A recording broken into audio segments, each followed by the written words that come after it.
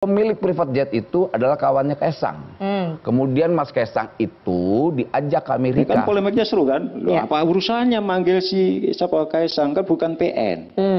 Tapi saya bilang kan patut diduga ada hubungannya dengan PN. Kan gitu. Dan apalagi kemudian peristiwa ini begitu menjadi perhatian publik. Anaknya Pak Jokowi menjadi sasaran tembak karena ada sinisme politik yang dilakukan oleh orang yang tidak suka dengan Pak Jokowi.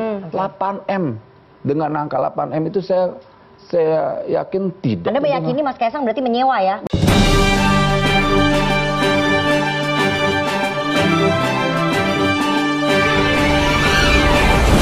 Kalau saya kan penyelenggara negara, saya akan datang. Nah itu kemarin juga kita sampaikan seperti itu. Jadi supaya di luar nggak menimbulkan polemik, kan polemiknya seru kan? Loh, Ya. apa urusannya manggil si siapa Kaisang, kan bukan PN.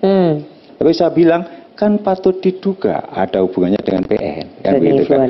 Dan itu sebetulnya masih di ranah pencegahan, kita klarifikasi. Lebih bagus lagi kalau yang bersangkutan yang mengklarifikasi. Begitu untuk menanggapi laporan masyarakat. Jadi tidak berhenti, malah yang terakhir kan dari abang iparnya itu kan malah lebih pas, kan sama juga kan case-nya sebagai private jet.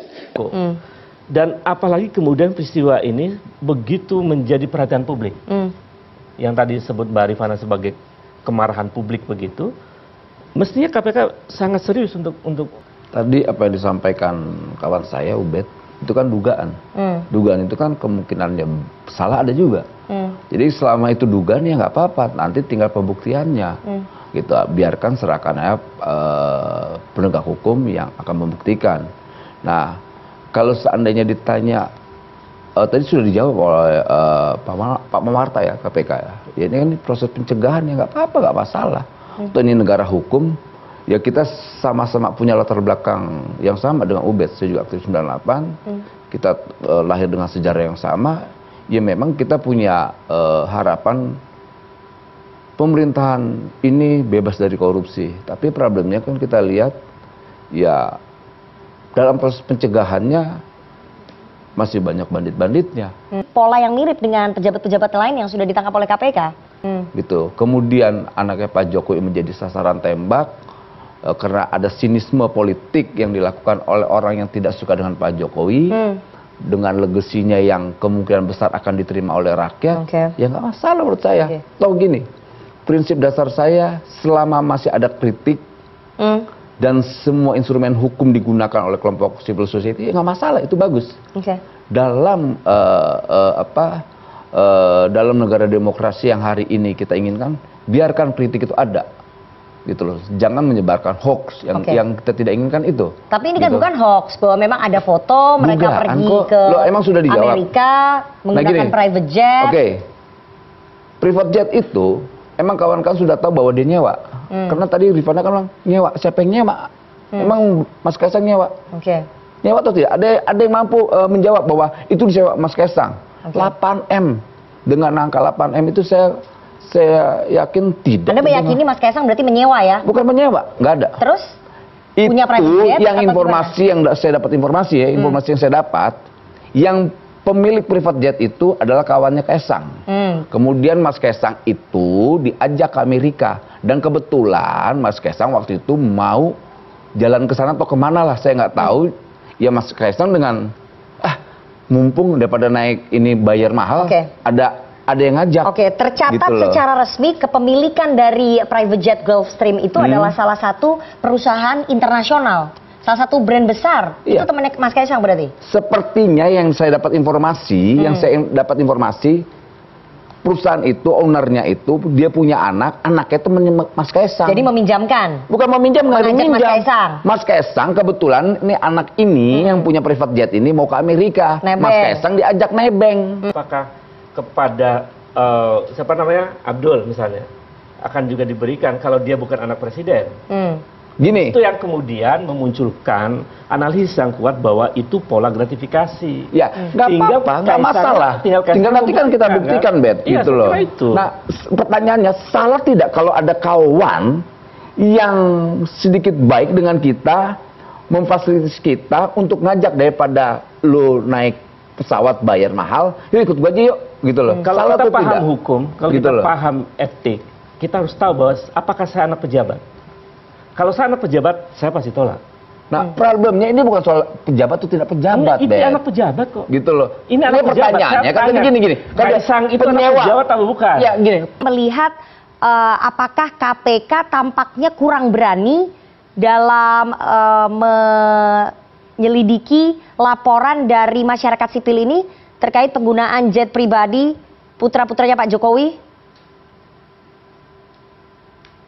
Ya, saya kira gini ya, KPK itu kan memang harusnya sudah masuk dalam penyelidikan. Harusnya begitu tahu banyak pemberitaan itu harusnya KPK masuk penyelidikan. Penyelidikan itu tidak menggunakan upaya paksa. KPK bisa mendalami apakah kepergian menggunakan jet pribadi tadi, apakah itu menyewa, tadi katanya bukan menyewa. Tetapi kalau itu adalah pemberian, itu justru akan lebih dalam, pendalamannya harus lebih gitu kan.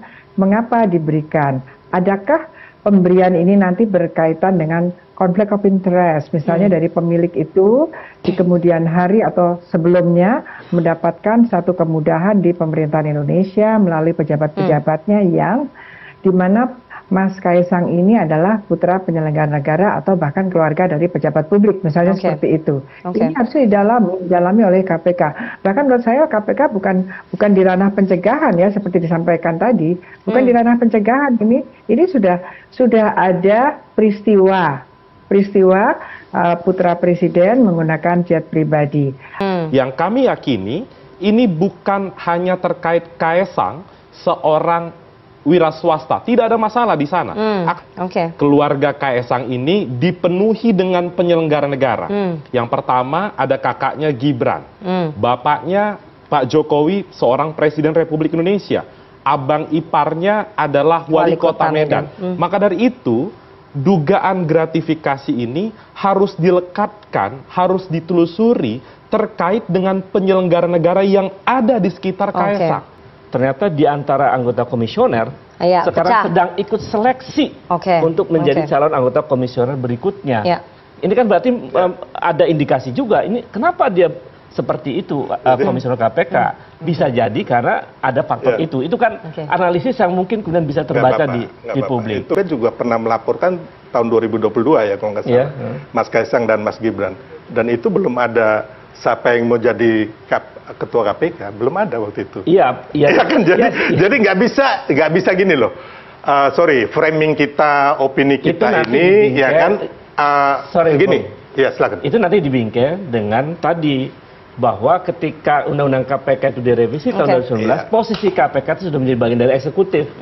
Itu yang menyebabkan persoalan ini menjadi seperti yang karena memang yang muncul di masyarakat itu dugaan, dan kemudian kenapa tadi ada istilah klarifikasi, karena memang yang muncul di masyarakat itu dugaan gratifikasi. Gratifikasi itu memang sesuatu yang agak berbeda dengan pasal-pasal yang lain, yaitu ketika kalau ada pemberian 10 juta ke bawah, nanti yang membuktikan adalah jaksa, JPU-nya. Tapi kalau di luar itu di atas itu yang membuktikan yang diduga gratifikasi. Dan kemudian di dalam pasalnya juga disebutkan bahwa ada pembuktian terbalik, artinya klarifikasi itu. Jadi ini akan berbeda ketika orang dituduh tadi yang dicontohkan Mas Silverter, tuduh mencuri ayam, ya apa harus ke kantor polisi?